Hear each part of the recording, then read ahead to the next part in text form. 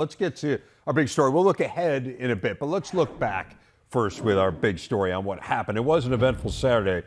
Ohio State and Michigan both winning tight games, so both unbeaten heading into that showdown on Saturday. Iowa and Purdue both winners as well. The Hawks need only to beat Nebraska to make the Big Ten title game. Wisconsin's bowl eligible for the 21st straight year, and Indiana ended its 7-game skid. Major blow for Michigan State's bowl hopes. But let's start with what happened. Ohio State first. So a 13-point win over Maryland, which I'm guessing everyone who's watching knows was a deceptive final score. They scored literally in the final 10 seconds of the game. Ohio State did turn a 6-point game into a 13-point game. What do we make of what we saw from the Buckeyes? Yeah, well, I think it's a lot of the same concerns we've had all season long, right? I mean, we talk about, where have we seen the growth in the defense? And, where are the toughness and all the different pieces of the things that we've been saying all along from last year and the way that they lost to Michigan last year. Questions about the run game, the health of the running back position. Obviously, Dallin Hayden was terrific, and he was able to run between the tackles in a way that we haven't always seen Ohio State be able to do when they want to, and the opponent knows that they're going to run it right down the middle, and they can. But, I mean, it's the way that they've won games before, right? A couple of big plays, some game-changing special teams we even saw with the punt block. And C.J. Stroud is really good. But, the run game, and then what are we going to get out of this defense when it plays Michigan? Slow start, right? That's part of the issue here for them. Their counterpart has also been accustomed to having slow starts. Right. It's uncharacteristic of Ohio State. Exactly. We have seen them kind of roll over people early. Right. And they're able to control the game. But I think when you talk about Hayden, because you talk about a guy running inside the tackles, and we understand what the other guys bring. But to me, going back a couple of weeks now, that's why I've been so excited about him. Not only because he's been able to run through, in between the tackles, but also when he's able to bounce it outside. He just, to me, gives him something that I don't necessarily see from the other two guys. So he's continuing to play really well. They're going to need him to continue to play really well. And I think one of the other things, too, is because there's a lot to be made about running inside the tackles. Part of when he's been able to play earlier in the season was they're not trying to get outside because the game is salted away and they're just trying to control the game. So they're keeping it inside. So he's been able to get a lot more runs inside than the other guys have. But still, he's a dynamic player. And you couple him with CJ being able to play with some comfortability will be key, but they've got to take care of the front. And this Michigan front is really good. Yep. The numbers aren't there, but Mozzie will cause all kinds of problems for this Ohio State offensive line. And we'll look ahead to the matchup here in a bit, and obviously health is going to be a huge story, both for Ohio State at running back and for Michigan at running back with Blake Corum. How big a concern for you guys was Ohio State's defense? And they gave up their second most yards of the year, the second most points of the year. They gave up some big plays. Again, I don't want to get too far ahead and talk about how they match up with Michigan, but I'm not convinced Michigan could take advantage of that. But man, there are some concerns in that secondary. As good a game as Lathan Ransom had, there are some issues there. Yeah, so to me, it was one of those performances where we saw on paper that Maryland might be a problem, right? With Maryland's strengths versus Ohio State's weaknesses in a way that maybe the Michigan strengths and weaknesses don't align.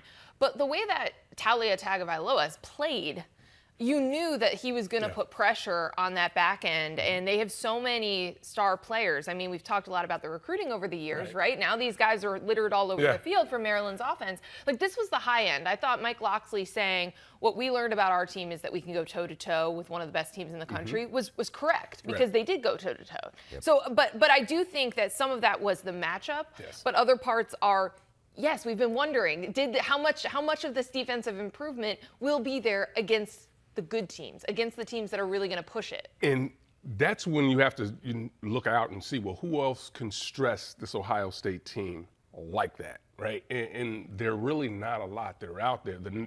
Even with Michigan, as good as they are, and we'll get to them, but they don't have the athleticism on the outside. But when you have an athletic quarterback that can throw the ball all over the field, extend plays, and then you have the talent, the wide receivers and the tight ends, that's a problem for anybody. The challenge becomes, can those teams kind of slow you down or take the football away? So with Mike Locksley and the way he's building this program at Maryland, it speaks volumes once again about what he's doing. I think less than about where Ohio State is right now, because they're going to be stressed. That's just the game that they're playing right now. You know, it was interesting on Saturday before the games. Joshua had said, you know, this is an opportunity for Ohio State's defense to play a really clean game and take away some of those questions heading into the game. And they didn't do that. That's where I think, like, this is the number one thing we're worried about in addition to the running backs. And they could have made a statement and they didn't. Agreed, 100%. And again, the question becomes, as you look forward, can Michigan take advantage of that? Can whoever they play in the Big Ten championship game take advantage of that? I think the answer, I mean, maybe if it's Purdue, perhaps. Purdue would be the matchup, right? Yeah, maybe. The challenge. But then if you're going ahead to the playoff, and you know, can TCU and Max Duggan? Yeah, they could. Yep. You know, USC absolutely could. Right? I mean, Georgia probably, depending on the day. But that's why we say there are only a handful of teams. Yes. I mean, this is what to me has to be so frustrating, right? If you're an Ohio State fan, because all of a sudden you see teams moving around, but you're like, we're just trying to win a championship.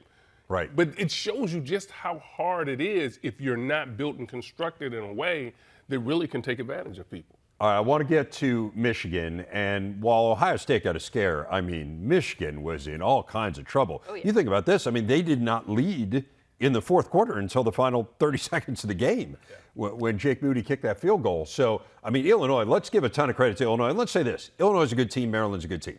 We've seen that at various times all year. These are both good teams, and when you're playing a good team and you're banged up and you got a huge game coming up, I'm not making excuses for anyone. I'm just saying, like, it's the perfect storm. Okay, so all that being said, Michigan's, the focal point of their offense is Blake Corum. He is hurt, although he's delivering turkeys yesterday and he said he's okay. He'll be out there. Don't worry about that. Right, Yeah. right. He will be there when the bell goes off. I hear you. But will he be 100%? That they didn't throw the ball downfield well again. Kind of where are we with Michigan and that performance after eking one out against a good Illinois team? I'll say this. I think the challenge, and we really haven't talked about this, and Urban and Jerry did an outstanding job a couple of weeks ago talking about the 3-4 defense. That's mostly Urban, yeah. That's true. Talking about the 3-4 defense and the type of pressure it puts on teams because they don't get a chance to see it. And it was clear as day in this game. You watch the defensive line really continue to create penetration. You saw a run game where the running backs were forced to bounce. And Illinois was not staying blocked. There were situations where they were getting to the edge and the corners were coming off of the blocks, which you don't necessarily see when you see teams playing against Michigan because they do an outstanding job of blocking downfield. This defense was ready to play. You look at outside of that first series where it was surgical going down the field. It really speaks to them being able to address some of the questions talking about Illinois' defense. After watching the film, I'm not as concerned as I was when I looked at the score.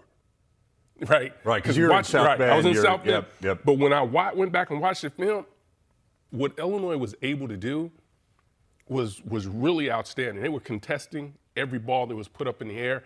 I thought JJ made a lot of plays, though. He still made some plays, but it's tough. It was tough sledding for them.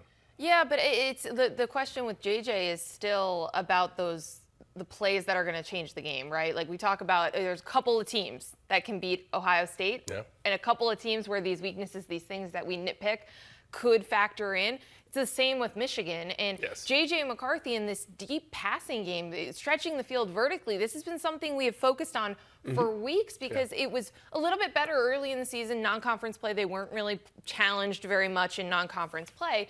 But, I mean, he was 1 of 6 on passes of 15 or more air yards.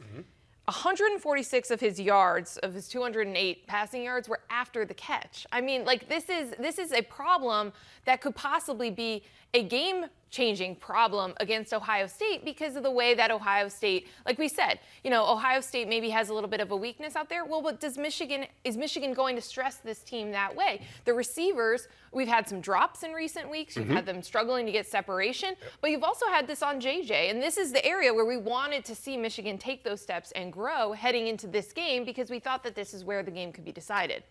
And again, the red zone remains an issue, right? 1 touchdown in 4 red zone trips. I mean, thank goodness for Jake Moody from Michigan's point of view. Just an unbelievable performance in difficult kicking conditions. I think we need to add that. Really impressive. But no, I hear you. I mean, we talked about like last year, Michigan was explosive. They had 5 plays of 70 yards or longer last year. They got none this year in the pass game. So you think about like kind of where they were a year ago and where they are now. Again, look, they're really good. And I always, you're nitpicking. Absolutely. But you're talking about, can they win a national championship? Can they beat Ohio State? Can they do the things they want to do? And it's going to be challenging. Well, and also, obviously you're talking about the Blake Corum injury. And if he's not 100%, but also the way that impacts everything else, because Michigan has been so comfortable winning games with just feeding Blake Corum a lot of carries in these games. So with him in the game, they were averaging 6.2 yards per play without 3.8. And so that's everything. That impacts the pass game. That impacts everything else. And obviously Donovan Edwards wasn't available either. But that is a game changer player for them. He's in the Heisman conversation for a reason, but that also relieves some stress on the pass game. I think they need to have Edwards. Edwards not being involved in the pass game as well, along with the run. It shows how critical he really is to this game for them. But what's interesting about this game is that both teams, have had some issues, and they really have not addressed said issues. No. And now in this game, we're going to find out who really has gotten closer to preparing and fixing some of those issues, because let's remember the other side of this. The secondary for Michigan, they'll give up some big plays. You're talking about some 50-50 balls. If Marvin Harrison Jr. is running down the sideline, I'm throwing him the ball. I don't care who's over there. I'm throwing him the ball because that's the type of trust that's there. So I think to me, yes, we'd like to see both teams firing on all cylinders right now. But to me, what's fascinating about this game and interesting is who can create or make more of the plays that they haven't made in the previous year to be able to pull out a win. All right, well, we're going to look more ahead to that game in a bit, but we want to give you a little bit of the big picture perspective on what's going on nationally so we can understand a little bit of the ramifications of the game this weekend. We look at the CFP rankings. Top 4 all won, though Georgia and TCU both got scares as well. Horned Frogs won on a crazy last-second field goal. Well executed, by the way. Well executed. Very yeah, well it was executed. amazing. 5th-ranked Tennessee got pounded by South Carolina, so they're out. USC won a wild one from UCLA. The Trojans are very much in the picture if they win out, which will not be easy. LSU could still get in if they win the SEC. Clemson maybe still in consideration, maybe. That's it. So you got 6 or 7 teams in the hunt for 4 spots. Yeah. 2 of them are from the Big Ten. What are the scenarios here as you look at it, Nicole, and kind of get a sense for how this could play out? First of all, it seems almost certain you're going to get 1 Big Ten team in. Yes. But how about getting to it? Yeah, well, the Tennessee loss really impacts that. I think that really does open up some opportunities because you've had Tennessee kind of as a backstop, right? As blocking some of these other teams, and even questions about Clemson or USC because Tennessee was right there.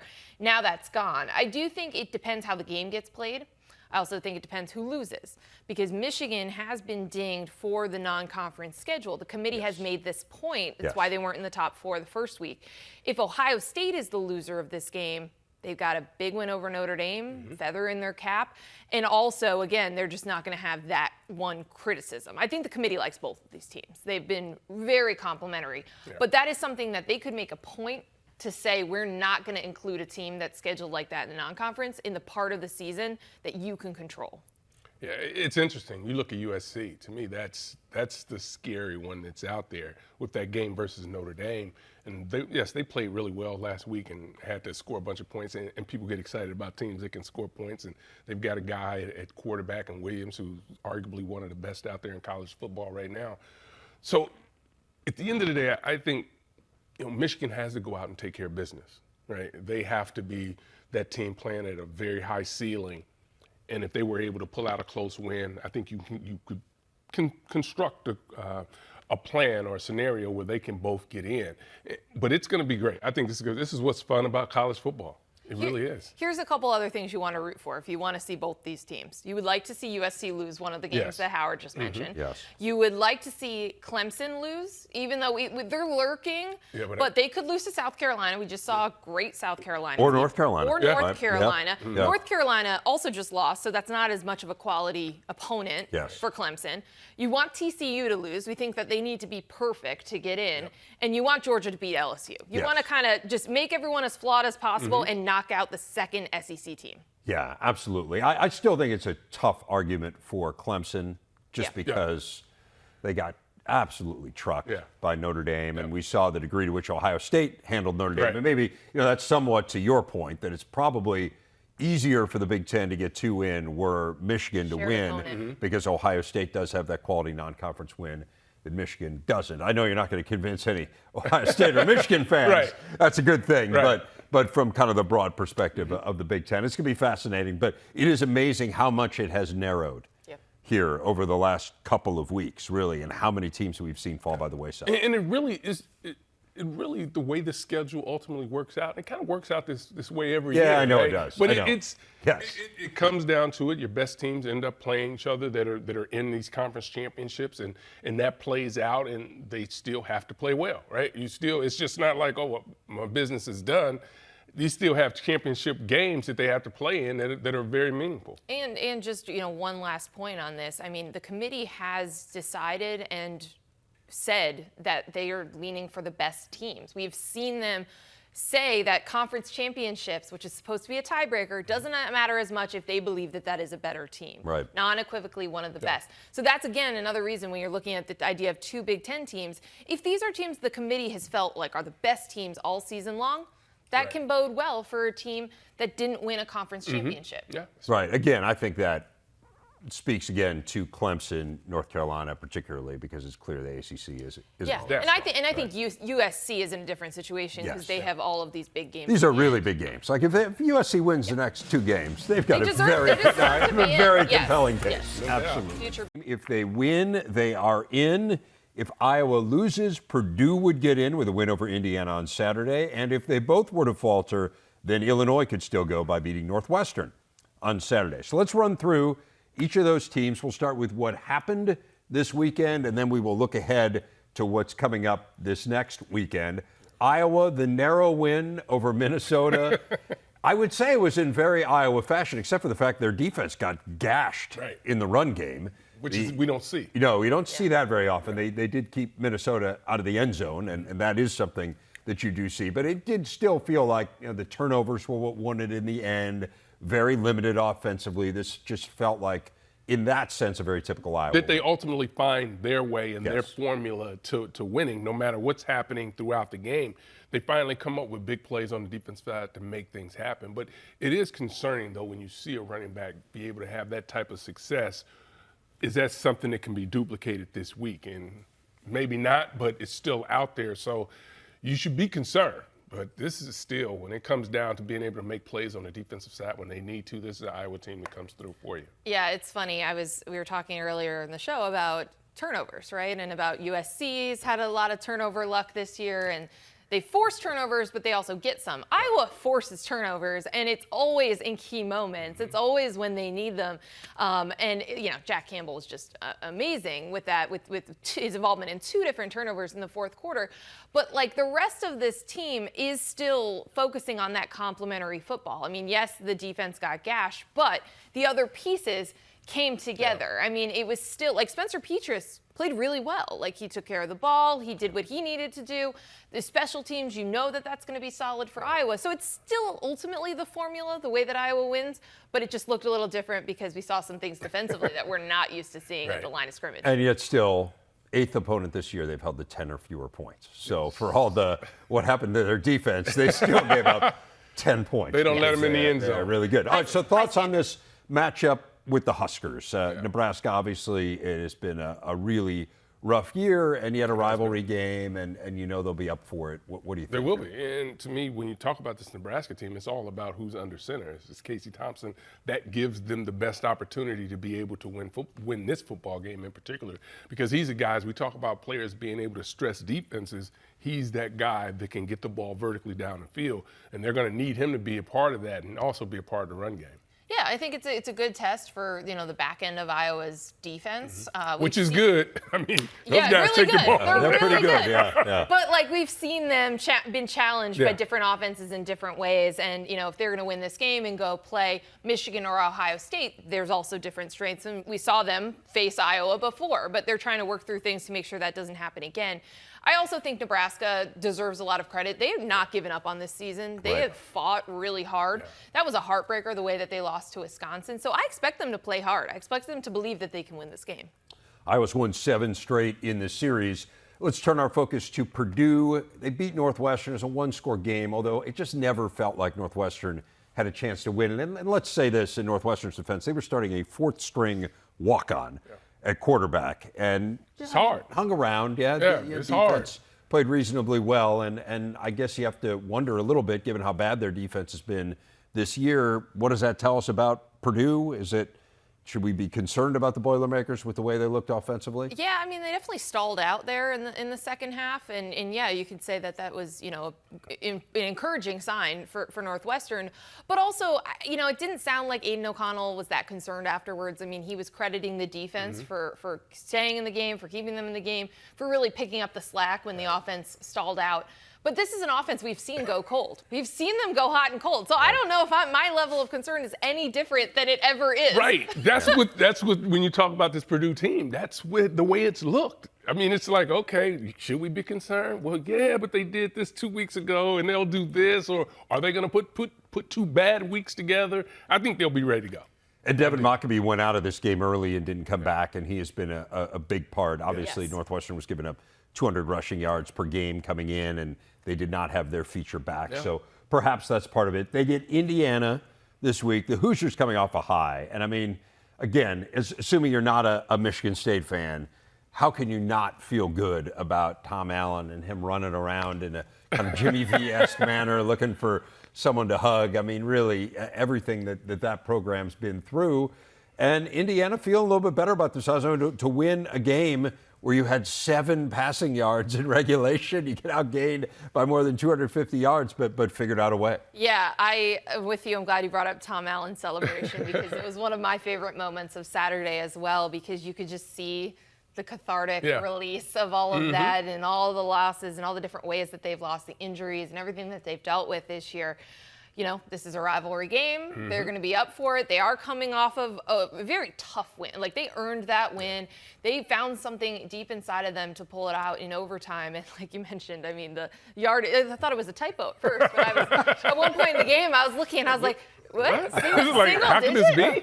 7 passing yards They won the until game. the overtime. Yeah, they still won the game. But yeah, I think it'll be a fun one. The bucket game's always a fun one. And to be clear, we're huge Tom Allen fans around here. So, I mean, it's part of being able to see him have success. Obviously, the players get all of the credit because this has been a very difficult year for them. But again, it's one of those things that they truly believe in the guy in the front of the room, and they do everything that they possibly can, not to win for him, but to win for themselves and also Indiana. So it was really good to see them pull out a victory. Absolutely. Purdue has had its way recently in this series, winning 3 of 4. Before that, it was Indiana that had control. We talked a little bit about Illinois in light of their game against Michigan. Let's turn it forward to the game against Northwestern. And again, they need a lot to fall their way for this game to be meaningful beyond winning a trophy and beating your rival for the 2nd straight year. What do you think of this matchup, particularly given Northwestern's offensive limitations? To me, it is really about the mentality, the mental focus of this Illinois team now, right? I mean, people are going to tell them, well, you were right in the game. You should have won the game. You had the chance. Every opportunity was there, and you weren't able to close out.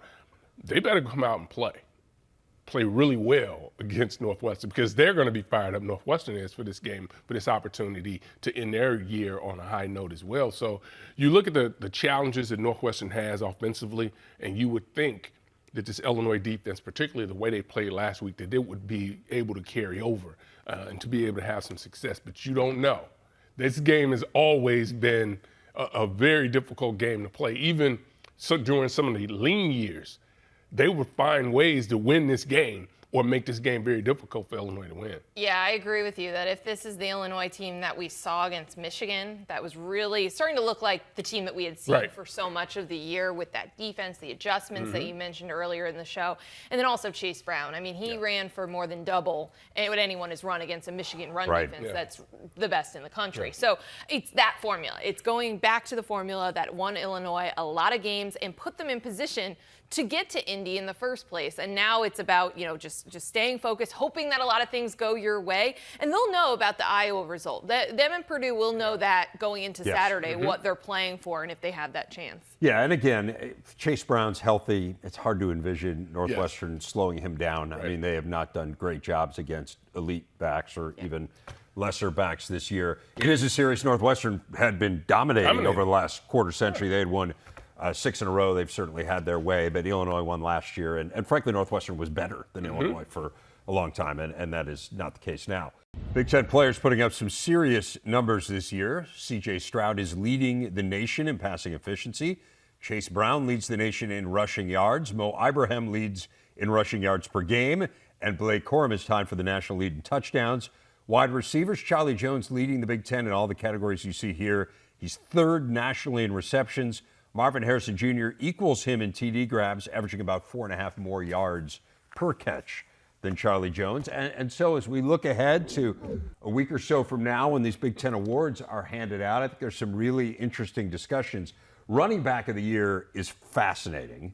We're going to defer to our running back here first. So, but it depends, right? So are we just listen, we're just talking about this season? Yes. Who's your running back of the year? This year, all three of them are the focal points of their team, right? Like you can't imagine Illinois' offense without Chase Brown. He wants to give it Michigan as without a Blake career Corum, achievement or award, Minnesota without Mo Ibrahim. No career achievement. It's unbelievable. Yeah. But I think Chase Brown has had an unbelievable year. Incredible. I mean, you couldn't imagine. It's just like you could not imagine this team being anywhere without what he's been able to do building from last year. You look at Mo, and I mean, coming off the injury, what could you ask more from a player to give you, and not just what he does on the field, but what he means to this team in the locker room? Blake Corum's the same way. I think all three of these players mean so much to their offenses and their teams that it's very difficult to decide. Yes, but your job is to decide. That was So This is a long filibuster. Did you see the rundown? Like we knew we were going to talk about this. Asking me to do. Yes.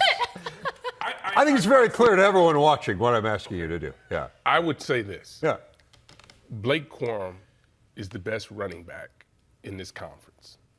What he does without the football, the cuts and moves that he makes in between the tackles have been unbelievable. When he's 100%, I find it very difficult to find someone better. But Chase is right there. I feel like a butt is coming. No, it's not. No. So he he would be my guy. He would be my guy. That hurt too, by the way. I mean, that hurt. It was like a molar was being pulled out. Yeah, that was like the longest process to get to an answer of a question that you've ever asked. Simple question. I think that if Blake Corum ends up being a Heisman finalist, then he's going to be the Big Ten's running back of the year. Because it's going to depend on this Ohio State game, like so much does, because all the eyeballs will be on that. We all know what's at stake. We don't know if he's going to be 100%. But otherwise, I think Chase Brown is a great option. Mo is like the career achievement award, right? Like that's the one where you're like everything he's been through and everything he's meant, he's just coming off a career day. But I think that the cases for the other two are a little bit stronger for this year for Big Ten running back of the year. But you really can't go wrong. Like no other league has the depth at this position. And again, you're talking about a guy who is leading the nation in rushing yards per game, right? Yes. And 3 of the top 5 rushers in the country are from the Big Ten. By the way, Zach Charbonnet is in the top 5 as well. Former Michigan running back. Yes. Former Michigan running back who's now at UCLA. Those are the only 4 Power 5 backs. The other one is a back from UAB. So, it is pretty remarkable. I think the thing that really puts it in perspective for me, one of those guys will be second team All Big Ten. Like that really really reinforces Do you have a how pick? good they Do are. you think? Oh no, Mike. He doesn't was make just picks. asked Here we the go. question. Yeah. Here we go. Here we go. I don't make picks. I just make fun of the people Yeah. who make picks. Yeah. I'm glad you asked them. I just wanted to put the pressure on you. Right. What for about the once. wide receiver of the year? This That's one, a hard one, too. It is a hard one. I mean, here they're very different, right? Charlie Jones has had an unbelievable year. He certainly has had the most buzz. His team relies on him. I mean, he does not have nearly the supporting cast that Marvin Harrison does. Marvin Harrison's unbelievable. I mean, just as a physical talent and the catches he comes up with, but they're very different players, no doubt. But Marvin Harrison might be the best non-quarterback in the country. So that's what I think. As a sophomore. Yeah, but so that's terrifying, first of all. But I think that's what it comes down to is like who is the better receiver is, I think, Marvin Harrison. The more prolific, the guy who's had the workload, the guy who's emerged and been the most impact transfer in the conference is Charlie Jones. But I think, and this is, again, it depends how voters are going to view this. Do you view it as most outstanding or most valuable? Because you would say Charlie Jones because Ohio State can throw it to a bunch of different guys, right? Like he is the best. He is the most electrifying. But we entered the year talking about Jackson Smith and Jigba. We've seen the tight ends take over a game. We've seen a lot of different things. Ibuka, Fleming. I mean, it's a loaded wide receiver room. Yeah, and it always is. It always is, right? So I could see this one going either way. I think my vote would probably be for Marvin Harrison. But I think from an MVP standpoint, you could easily make the case.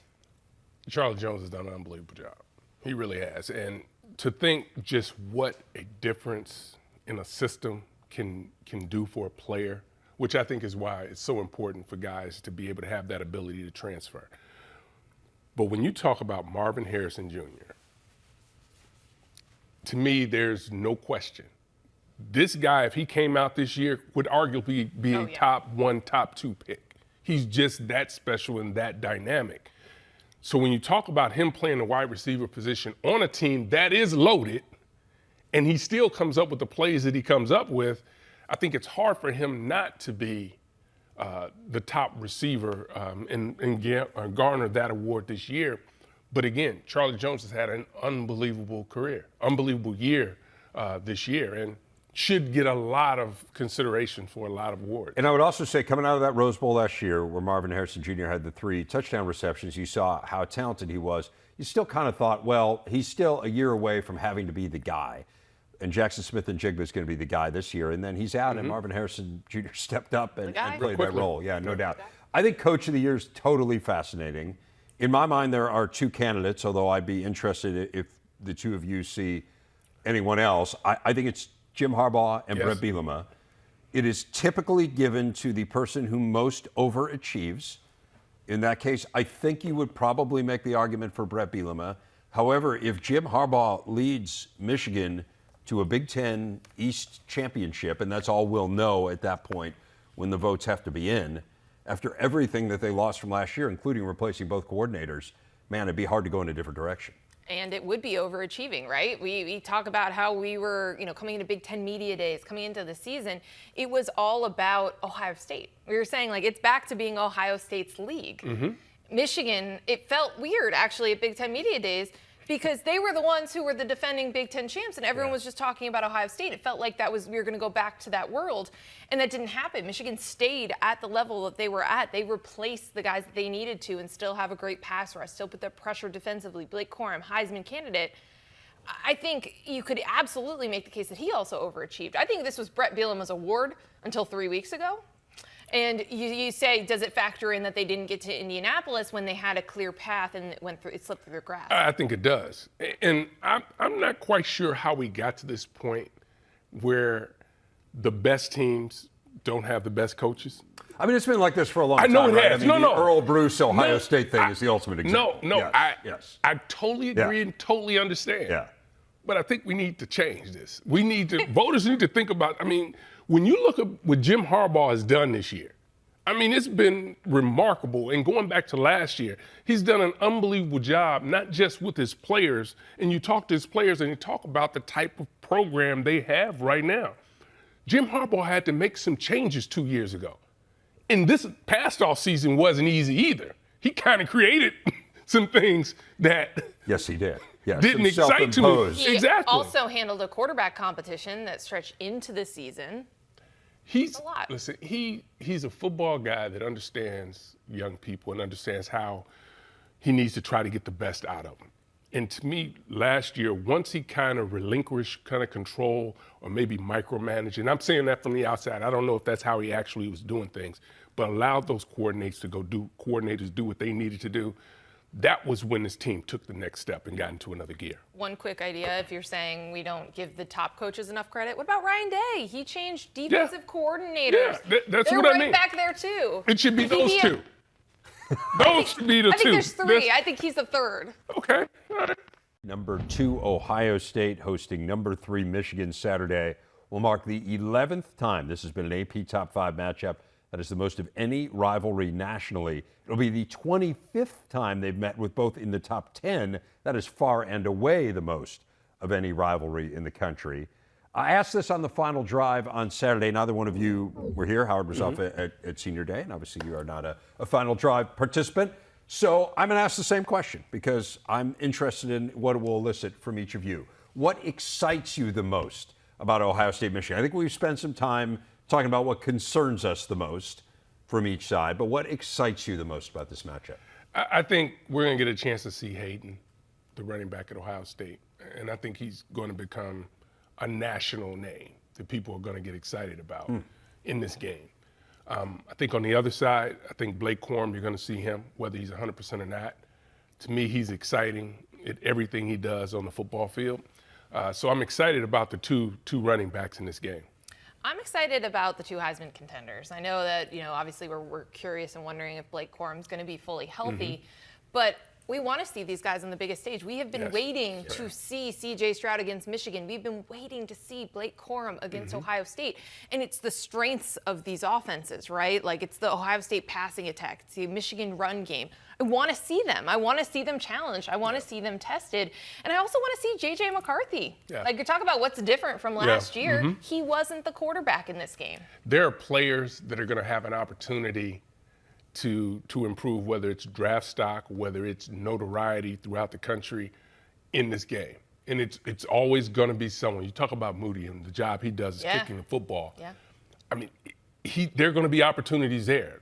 These offenses are going to falter at some point, and the special teams are going to have to be a huge part of this game, whether it's the punt game, which I know you love, or field goals. Those are going to be important things that are going to have to be executed. Well, also, this is the first time it's been in Columbus in 4 years, 4 years? Well, they didn't play. And then the COVID. 2020, right, yeah. So I just know when you talk to people around the Ohio State program or who are in Columbus, that's a big deal, that they haven't had this game in town in 4 years. And they're just very excited about that. And also the idea of getting revenge at home, I think, is appealing. Yeah, Jerry mentioned that on Saturday, surprisingly. Right, He brought up revenge. Yeah, really shocking to those of us Kind of an who know angry him. person sometimes. He loves revenge as a motive, and he loves the fact that no one ever talks about it, but that is a huge part of it. And, I mean, look, Michigan had revenge on its mind for years, and it didn't do them a whole lot of good because they just weren't good enough to measure up to Ohio State. So I do think, that goes a long way. I mean, motivation, you can speak to it certainly more than I can or Nicole can, Howard. I mean, I think it goes a long way how highly motivated you are for the game. But in the end, it's going to be an X and O matchup. It's going to be how players execute on the field. It's going to be which of these big stars shows up and maybe has a Heisman moment. I mean, 2006, we were talking about that. Troy Smith probably won the Heisman on that day, right? So, I mean, you think about all those things. Yeah, and you think about the opportunity that CJ has in front of him, right? And because this is a game, the way Ohio State wants to play this game is out in space. They'll tell you, we want to run it and control the game. Yeah, that's good, but when Ohio State is rolling, they're playing the game in space. They're getting the ball to their playmakers. And that really bodes well for CJ. Question is this, does he become a big part of the running game? A couple weeks ago, he had to do it. Yes. Does now all of a sudden, have they been, for the lack of a better word, both programs been holding back the run game, the intentional run game for the quarterback run for this game? Yeah. And we will find out Very soon. We're also just waiting to see what they've been holding back, right? Yes. There's always Harbaugh's had Yeah. some stuff in this game that we haven't seen the rest of the year. But also, how is Ohio State going to respond from the way that they lost the game at the trenches last year, right? In the trenches, pushed around. That was so uncomfortable and disappointing and frustrating for them that I want to see how they respond, how they make sure that that doesn't happen again, where they just get bullied at the line of scrimmage. They're going to do everything to make sure that they don't do that again. Because it's unfortunate. But if they can't control the line of scrimmage, that's all people are going to talk about this game. Yeah, assuming they 2 lose. years, I mean, that was the story right? last year. The story last year was line of scrimmage, both sides. And so now we've gotten to this point. Have they corrected the things that have been an issue? You mentioned being in Columbus, 29 straight conference home wins. That is the longest streak in Big Ten history. 44 of their last 45.